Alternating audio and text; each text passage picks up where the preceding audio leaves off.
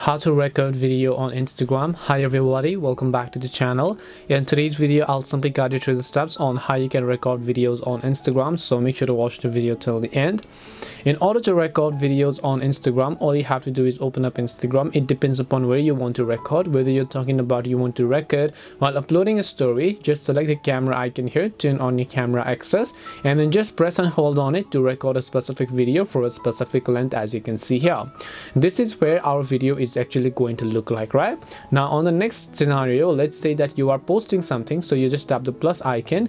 In that case, you can just tap the camera icon here and then just go ahead and press and hold on it in order to record something for a specific amount of while like this. Once you've recorded for a while, you'll be able to see your video over here, and then just tap the next button in order to follow the instructions and then post this video or reel to your Instagram account.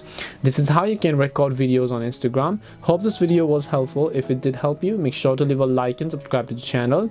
If you have got any questions, feel free to leave them down. Thank you very much for watching, and see you in the next video.